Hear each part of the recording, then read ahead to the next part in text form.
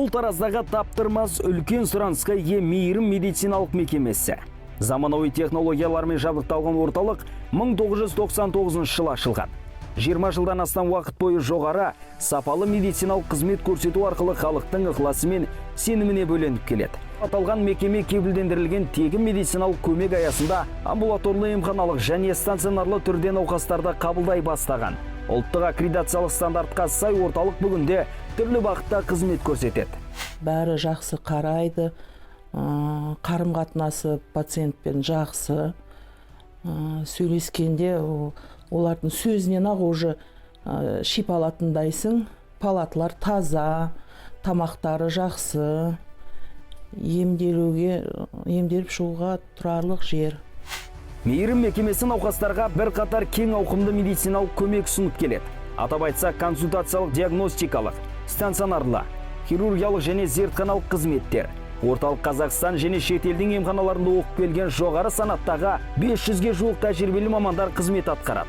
Медициналық жабдықтармен қамтылуы заманауи көпбейінді технологиялық орталықтың талабына сай. Мұнда немістің алдыңғы қатарлы су жаңа құрал жабдықтары сатып алынған.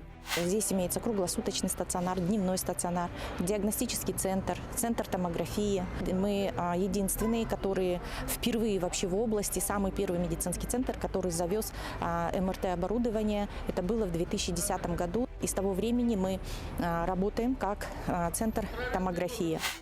Мейірім ковид кеселі кең тараған уақытта тәулік бойы жұмыс істеген Жамбылдағы бірегей мекеме. Өйткені өңірде өзге баламасы жоқ бірден бір кешен айтулы аппараттар мен науқастардың сұранысына сай болды. Мұнда компьютерлік томография, рентгенография, люкс және VIP палаталар, қан тазарту, ішек құрылысты зерттеу мен омыртқа түзеу бөлмесі, ультрадыбыстық зерттеу кабинеттері бар. Ал орталыққа келушілер осындай керемет кешеннің кеңейгенін қалайды. Жыл сайын осы жерге келіп жатамын. Аққалатта абзал жандар әбден жақсы. Бірақ помещение тар. Көптеген елдер сыймайды, өшіретте тұрамыз. Көптің көңілінен шыққан көп салалы кешеннің тағы бір ғимараты Тараздың тура орталығынан бой көтермек. У нас много пациентов, которые лечатся здесь и еще желают лечиться. Но, к сожалению, мы не можем удовлетворить спрос всех пациентов, хотя есть потенциальные возможности пролечить больше пациентов, но мы не можем из-за того, что у нас дефицит площади. Созрела производственная необходимость в расширении и строительстве нового здания для медицинского центра «Мейрым». Там у нас будет более широкий спектр медицинских услуг. Те медицинские виды деятельности, которые мы сейчас не имеем возможности открывать в своих условиях, будут открыты там. То есть с открытием новой больницы, нового медицинского центра будут внедрены новые медицинские виды медицинских услуг, будет установлено новейшее современное оборудование для более точной диагностики, для лучшего обследования пациентов, для того, чтобы нашим пациентам не пришлось выезжать за пределы нашей области.